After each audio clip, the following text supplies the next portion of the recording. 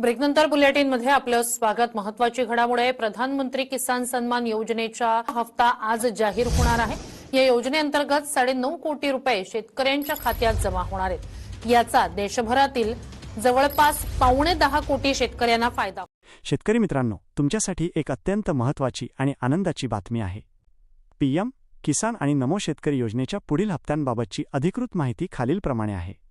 PM किसान 22वा हप्ता, PM किसान 22वा instalment, केंद्र सरकारचा 22वा हप्ता उद्या 13 मार्च 2026 रोजी जमा होण्याची दाट शक्यता आहे। तारीख 13 मार्च 2026। रक्कम 2000 रुपये। कुठे मिळणार?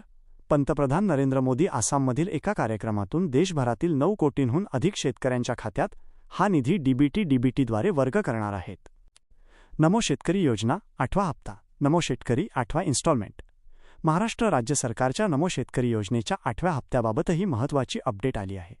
अपेक्षित तारीख: पीएम किसानचा हप्ता जमा झाल्यानंतर साधारण 7 ते 10 दिवसांच्या आत मार्चच्या 3ऱ्या किंवा 4थ्या आठवड्यात नमो शेतकरी योजनेचा 8वा हप्ता जमा होण्याची शक्यता आहे।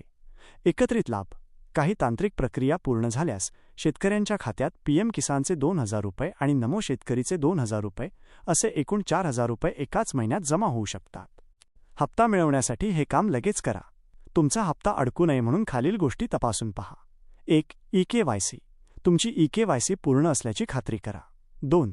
आधार लिंकिंग, तुमचे बँक खाते आधार कार्डशी लिंक आणि डीबीटीसाठी सक्रिय असावे। 3.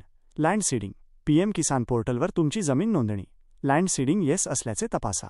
टीप: तुम्ही तुमचे स्टेटस लिंक टू pmkisan.gov.in या अधिकृत वेबसाईटवर नो योर स्टॅटसवर जाऊन चेक करू शकता। मित्रांनो, जर तुम्हाला हा व्हिडिओ आवडला असेल तर नक्की लाईक करा। अशाच नवनवीन माहितीसाठी आपल्या चॅनलला सबस्क्राईब करा आणि शेजारील बेल आयकॉन दाबायला विसरू नका। धन्यवाद।